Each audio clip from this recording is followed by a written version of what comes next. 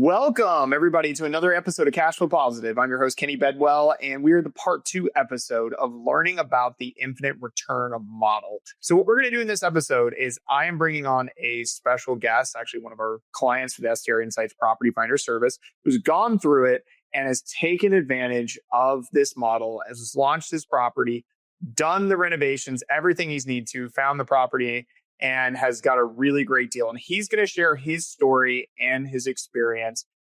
So let's welcome to the stage Kyle Powers from Kansas. This is the first person I know from Kansas. And so without further ado, Kyle, tell us more about yourself. Yeah. So again, my name's Kyle Powers. I am a real estate agent, investor, and father and husband here in the Manhattan, Kansas, not Manhattan, New York.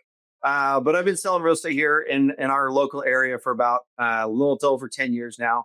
I helped over 550 plus people buy and sell homes. But then more importantly, I think for today's podcast, I think is that my wife and I, we actually, we go and we buy rentals, we buy properties, we fix them up, we turn them into short-term rentals.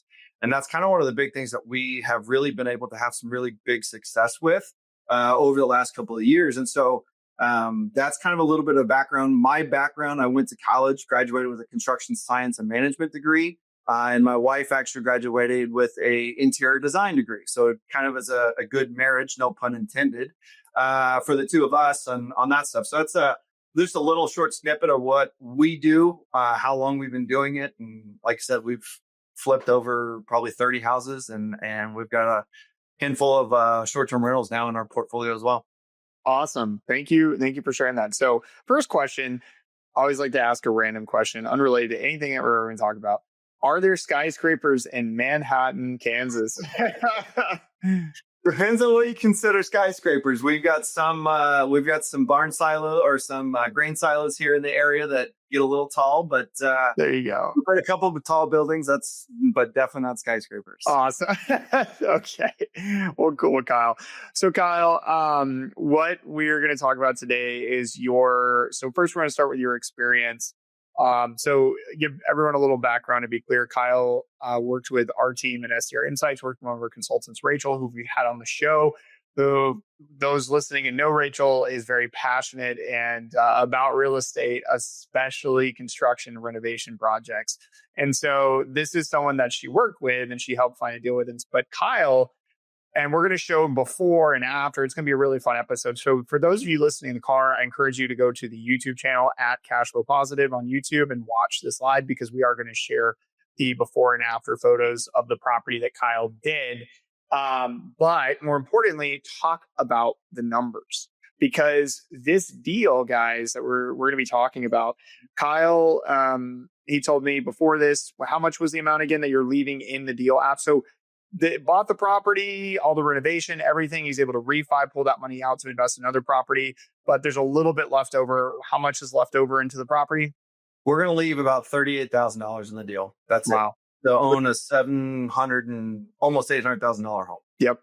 And I had him pull up his pro forma to see. He started renting it out this year, so we don't have a full year yet. But pulled up his report and go, okay, in the worst case, what are you going to cash flow in this? And it was how much again per year? So good, better, best. The good number was 36,000. The better was about 60,000, and the best was 76. And I would say we're probably on pace to beat all of that. Actually, revenue wise, that's cash flow. Revenue wise, we actually have already gotten up to over $35,000. That's awesome. Okay. Late. So 30. So cash flow 30. Why I'm focused on cash flow for this is start with the end in mind, and then we'll work our way from there. But basically, in 1 year, everyone listening to this, in 1 year, so Kyle has bought this property. It did a renovation on it. Okay. And we're going to show that process and talk about all that. And then he is going to refi, pull that money out, and the money he's going to get almost covers the amount of cash that he had to put into the deal. And it's only off by 38,000. But based on the performance as a short-term rental, he should get that back, that final 36 or 38,000 within 1 year. Yep. And then after that, he has virtually zero money into the deal. And we call that an infinite return. And that's what we're going to be talking about in this episode is how to find deals like this. So it's not he's going to sell this property and get that money back. He's going to refi it and roll that into another investment. But that property is with the cash flow and everything is no longer any money out of pocket. And it's basically 100% return after that year. And he's just cash flowing and money goes into his pocket. So I love these types of properties because there's equity in them. There's the cash flow. There's the two-headed dragon approach. So let's start from the beginning. We kind of gave them the end, and then now let's go back to the beginning because now it's like, all right, crap. How do I find these deals? What am I looking for? And how the heck? One of the biggest questions I get, Kyle, that we're going to really dive into on this episode is how the heck do you pull this off from Manhattan, Kansas? Because this property was done in Kentucky. So let's start at the very beginning with identification. So Kyle, obviously you're using Rachel, but you have to have an eye for these things too to feel confident in buying. So tell me more about that. How did you guys find this one? How did you know it was the one? Yeah. Well, of course it was you guys, right? No, I think it goes back a little bit, right? And I'll kind of give a little bit of backstory on me, on where this kind of clicked, right?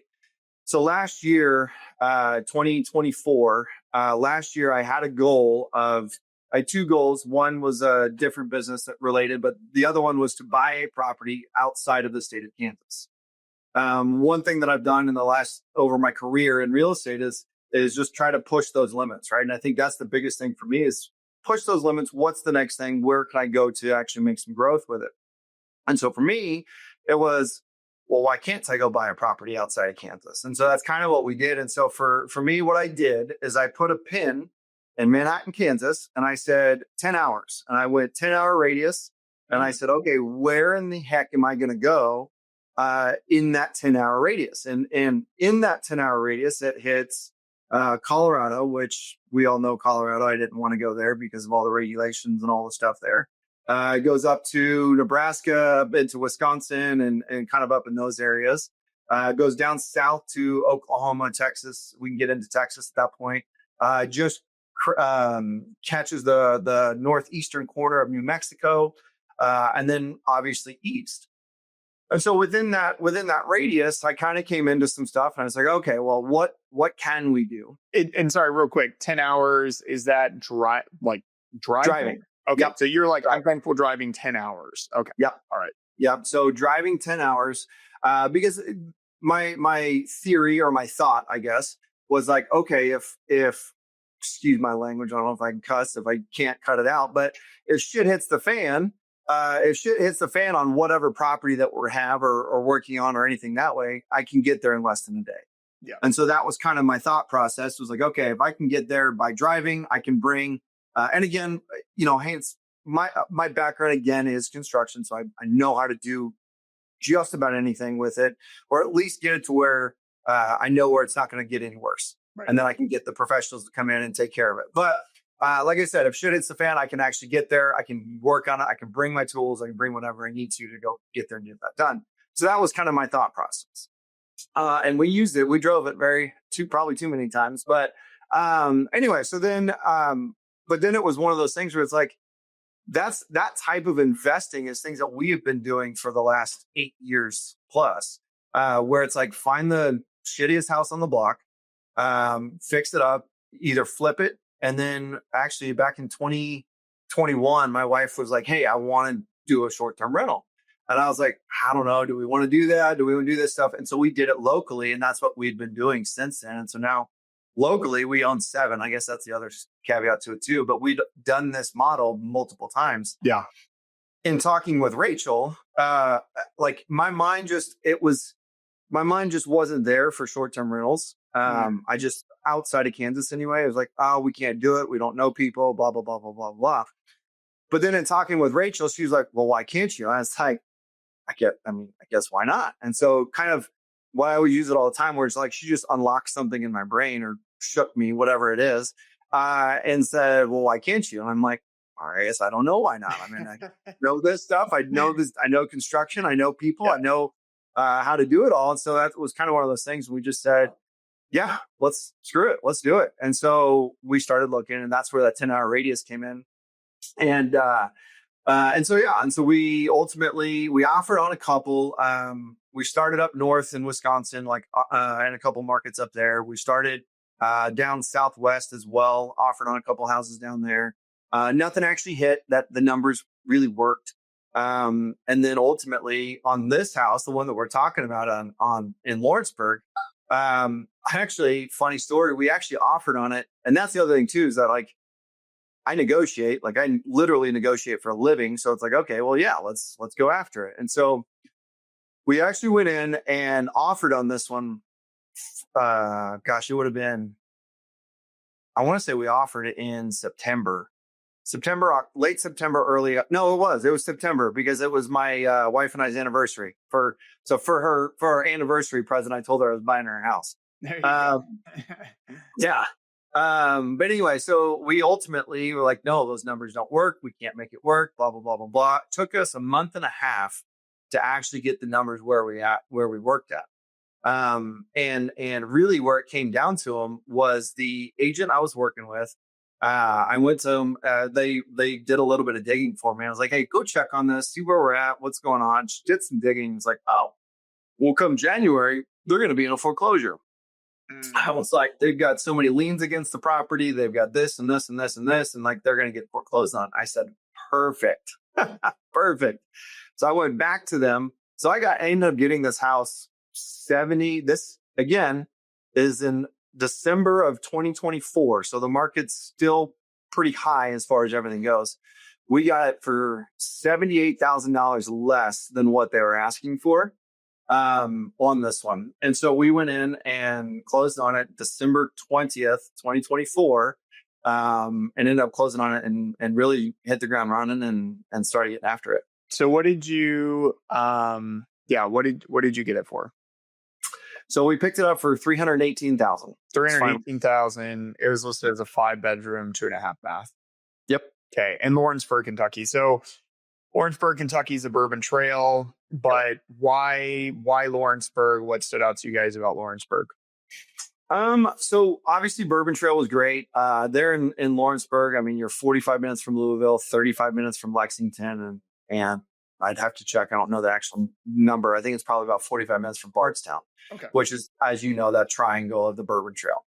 And truthfully, I mean, Rachel helped me identify that market. And so we started looking at this one, she found this one. It was like, hey, what do you think about this one? I said, I mean, could be cool. I've never done them. And that was the other thing too. Like I'd never done a project this big. Like that's, it's a 5,500 square foot house, with an ADU in the back and a half acre lot and everything in the middle of town. I was like, I've never done one that big. Like, sure, why not? Let's try it. Right. Like it was a lot of that this time where it's like, sure, let's try it. And so anyway, so this one stood out because it's, if we show the pictures, it's the what you consider the South, right? It's the big 2-story, 3-story homes. Let's take a look at it. Yeah, there you go. So the nice big brick, and to be clear, this is the listing photos. These are not my finished photos. We'll get there. We will get there. Yeah. Just want to make sure people don't look at it and be like, oh, that's gross. Yeah. But yeah, so this is it, right? Yeah. So these are the ones before the people that bought it. These are not the listing photos that I saw. Oh, really? So, I must have the, I guess, do you have some of those pulled up, by the way, or? Yeah, I can show you what we looked at. I might have to, I'm going to go ahead and, I'll take my screen down for a second, but no, so it sounds like, there's a little bit of like some trust, obviously, but in a bigger project, something you guys weren't comfortable with. But at the same time, like with the purchase price being so low, you said you got it for what, three something? 318. Yep. 318. Okay, I'm gonna bring you. Yeah, there we go. Sorry, Oh, you got a video. Oh, nice. Okay, is it the after? No, this is literally because what happened is we put it under contract in November, right before Thanksgiving. And I was like, okay, well, I got to go see it.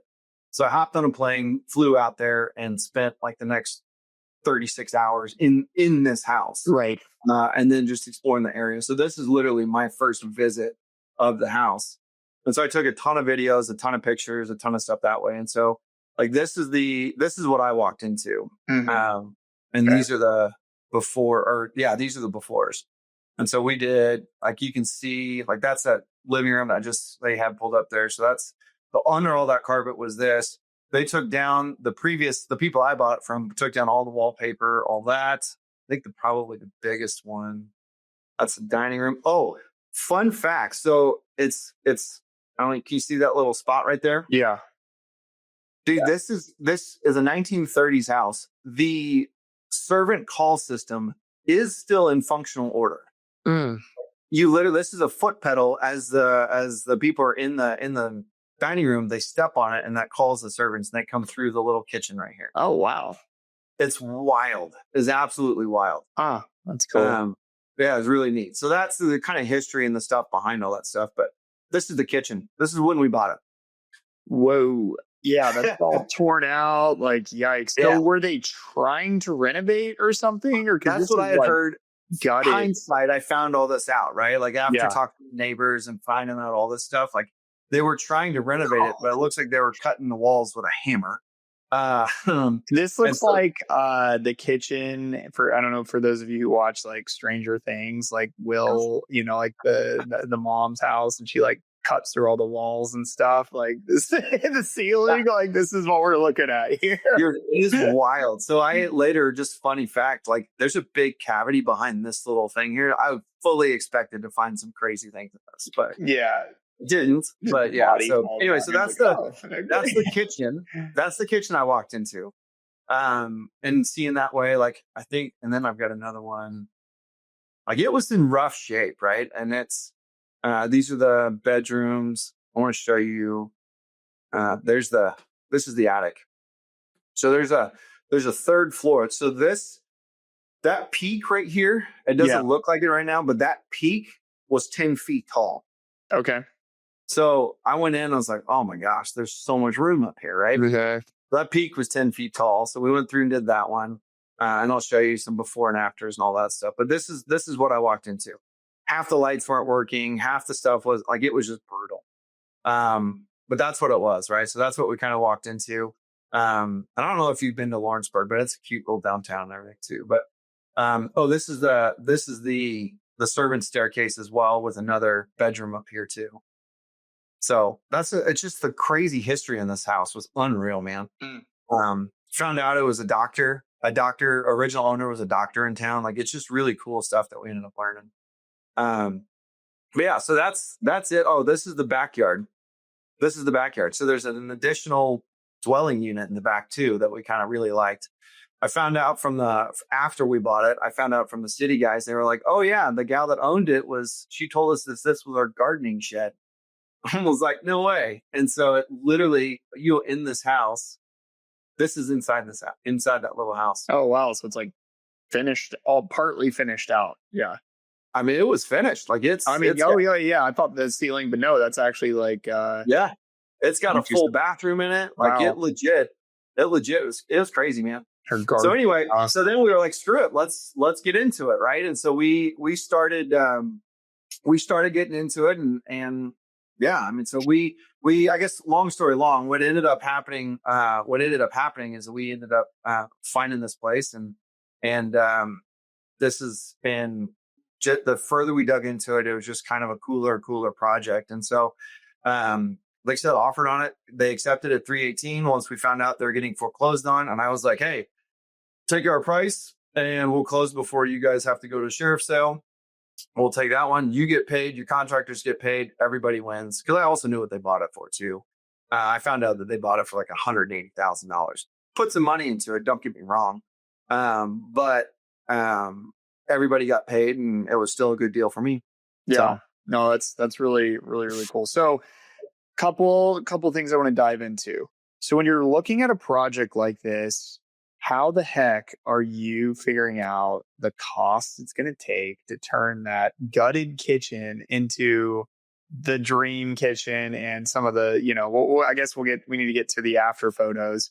But you know what? Actually, first, let's do that. Let's actually look at the after photos and then dive back into like how you figured out cost and the budgeting and all of that, especially with your wife being an interior designer.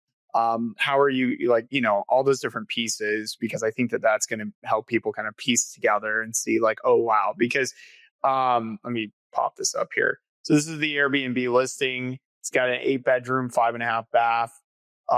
Starts with a hot tub.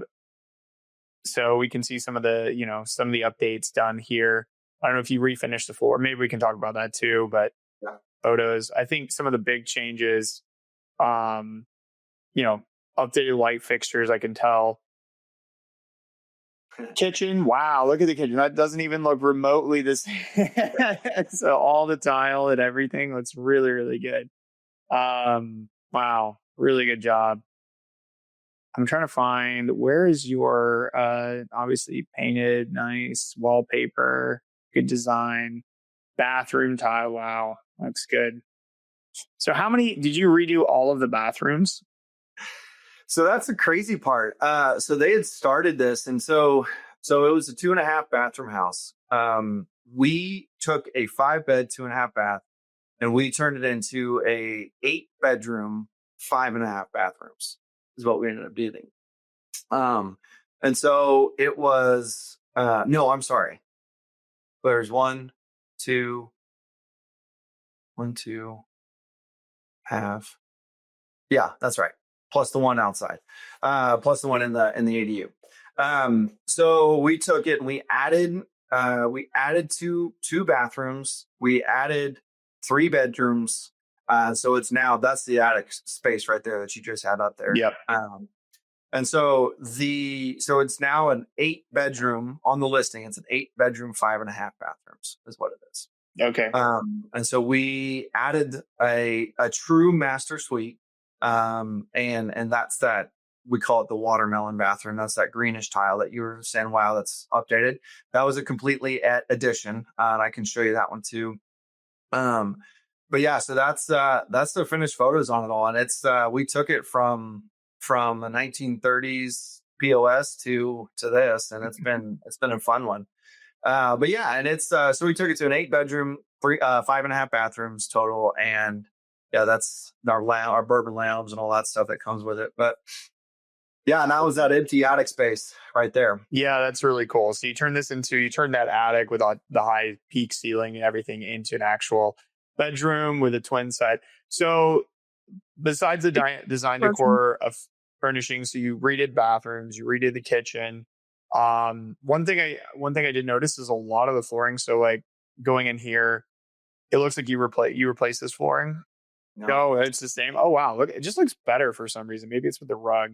Looks more like whiter or something. But you did paint the ceilings. We did do that. Yep. Yeah. So a lot of paint. I see that you put in before it had window units. It looks like you put in mini splits.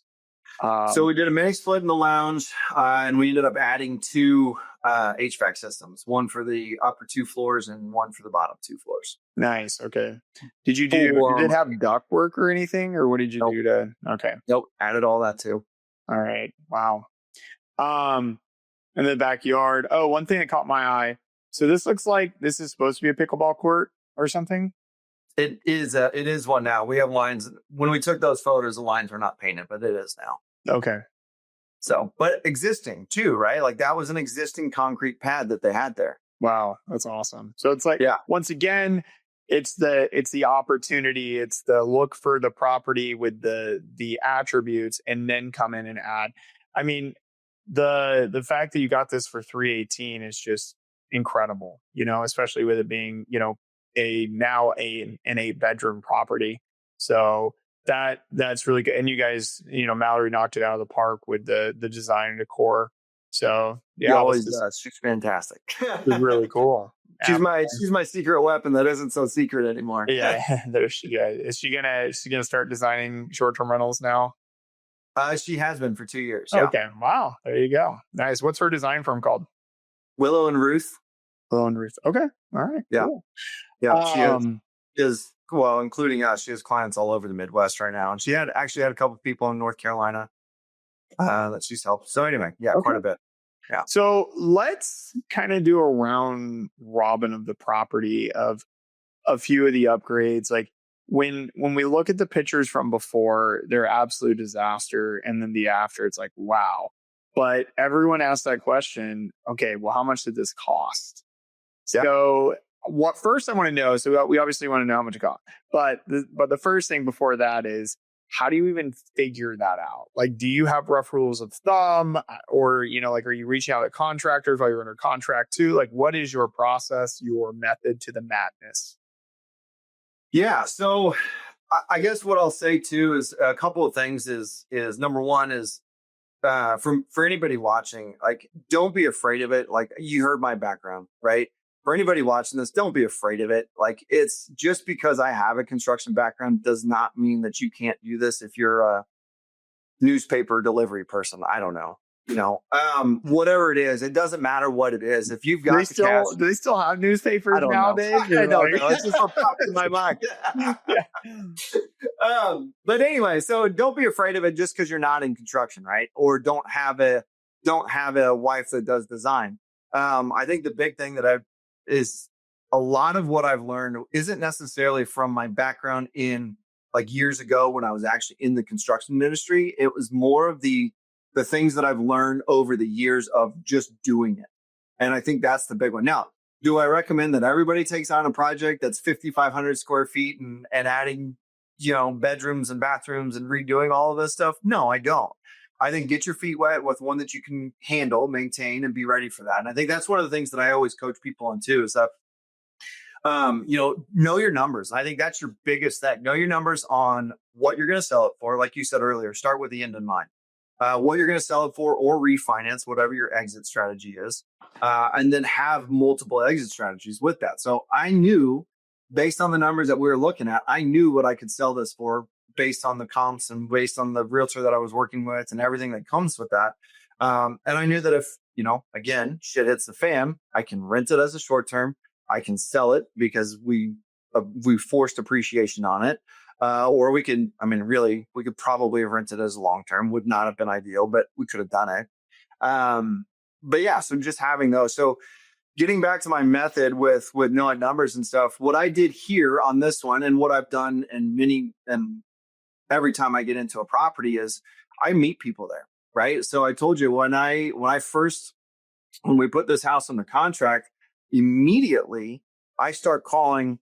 I know what the big dollar amounts are. I know the framer is going to cost money because we added all of the 2 bedrooms and bathroom in the attic. I knew that I was going to add HVAC system, so I called up an HVAC guy. I knew electrical was going to be a bear because I knew how much was going to be what I needed to do on that side of it. And so I had those. And when I was there for that 2 days, 3 days, I called them. I said, hey, I'm there for a couple of hours.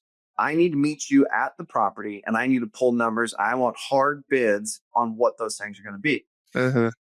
And so I started collecting them. Right. And I'll show you, and I don't want to show you this to scare anybody, but, let me see what's that. But this was my spreadsheet on what we did. And so I started collecting them, right? I started looking at my budget numbers. And this is what I do on every project, by the way. And so I put together, like, I got an idea of like my square footage on per floor. I started putting together like, okay, I know countertops are going to be about this, cabinets about this, and boom, boom, boom. And we just literally went down the line.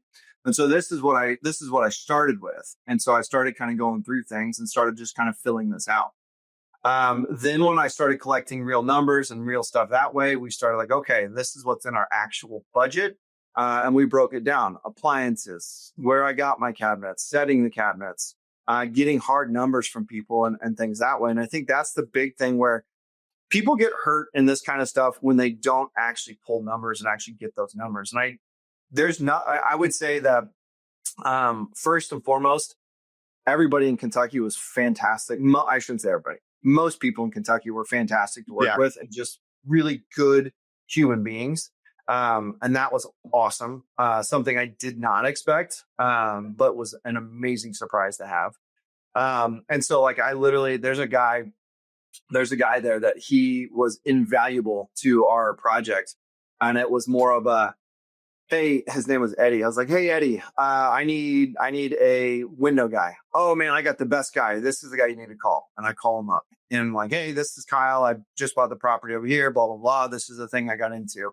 And he's like, oh yeah, I can get you a number for that. And he'd come over and he'd give me a number. And it'd be, hey, Eddie, I need a fence guy. Oh man, I got the best fence guy. And so literally just having those people that are kind of boots on the ground people are invaluable too. But so anyway, so coming back full circle to it all is just getting those numbers, putting those numbers in a list and looking at like, okay, I've got it under contract. And I think the other thing for people too is don't be afraid to walk away from a deal.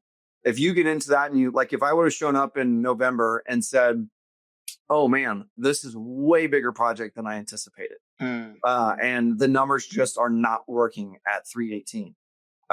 In a real estate transaction, everybody has the opportunity to have in my area, it's 10 to 15 days. So I made sure that we had 15 days. And the moment we went under contract, I bought a plane ticket. I flew out there and I walked the property and I looked at everything and I understood where this project was going to go.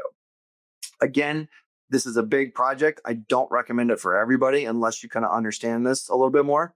But every project, whether it's a 1 bedroom or a 8 bedroom, I think you need to do that and be ready for that. Yeah. And so then just kind of building out that budget and that list and what all that stuff is and kind of getting hard-ish numbers, right? Like getting an idea what that looks like. And so for us, our total, our total of numbers, and I knew I could pull some money back just because I knew I could shave some numbers somewhere, but our total budget was $166,000 on renovation. Okay. So $166,000. Now, we haven't even talked about this, but from the financing side, are you paying $166,000 or who's paying for that? Great question. So what we did is we got, it's called a construction loan.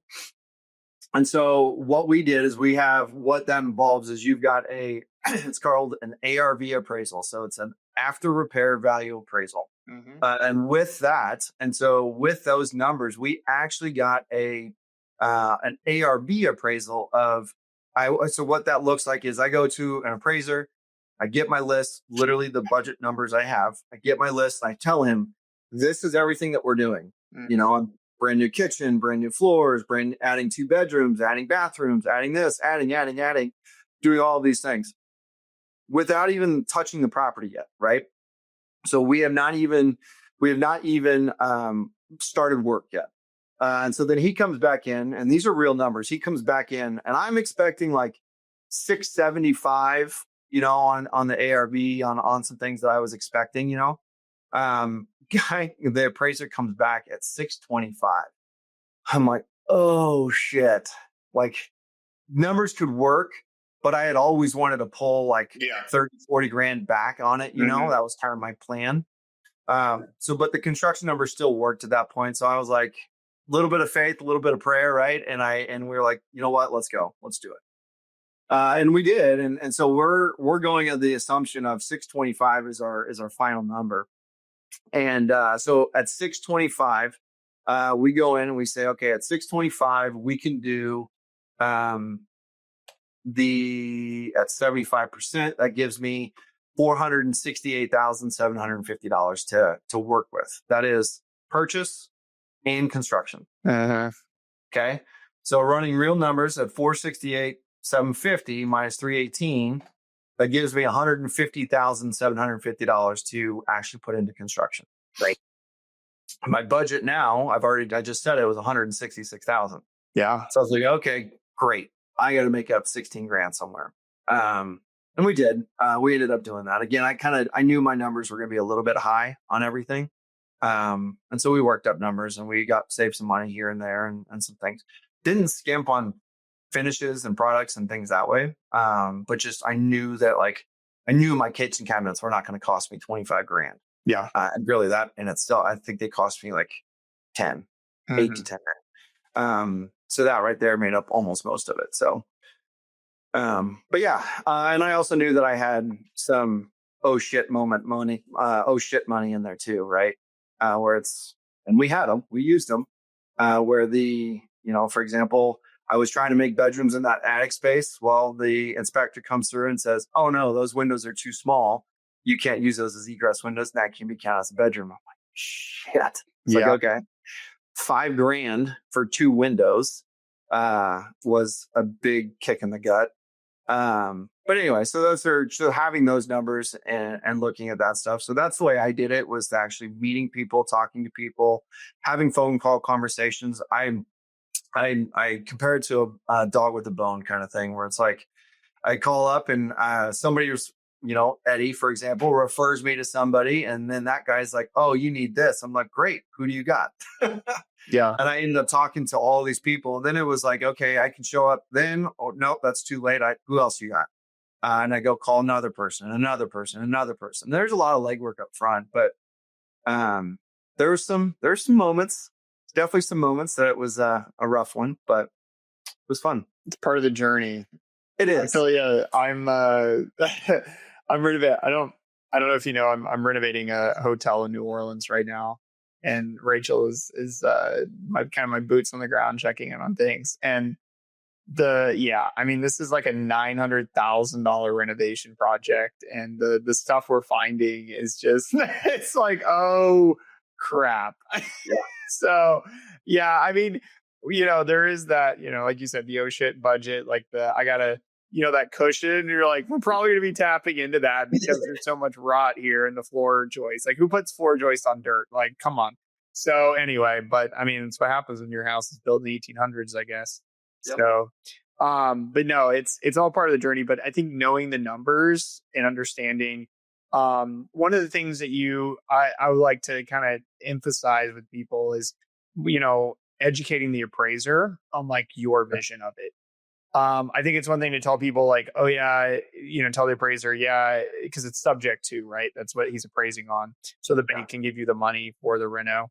One of the things that appraisers struggle with is, especially when we're trying to turn into a short-term rental, is like the quality of what we're going to do with it, And I think that's why, didn't you say you refied it recently? Yeah. Yeah. And what did it refi for? Listen, this was like a massive moment for me. It was fantastic. Tell us. Yeah. So again, I'll rerun the numbers real quick. Like, we're full in 468 construction wise, 468, 500 is what we're in the deal for construction numbers. Then we have our furnishings and all the fun stuff and everything else, right? So we're deep in our own money. Like I said, we're probably about 100, 150 in it of our own money, just for furnishings and all the additional stuff. And any of the oh shit money too, right? And so I'm sitting there like after the project's done, and I'm sitting there looking at the numbers, and I'm like, shit, okay, I guess I'm leaving a lot more money in this deal than I wanted, because I'm thinking like I want to just rinse and repeat, right? Because that was my plan the whole time, is let's reinvest the money. Let's just keep it rolling. Anyway, so when I go into it, I'm like, I even told in talk about educating your appraiser. I went to the appraiser, sent him this whole long email of everything that we did, dressed it up really nice verbally, and let's be real, ChatGPT'd it, and dressed it up. I'm like, man, I'd really love to get 675, right?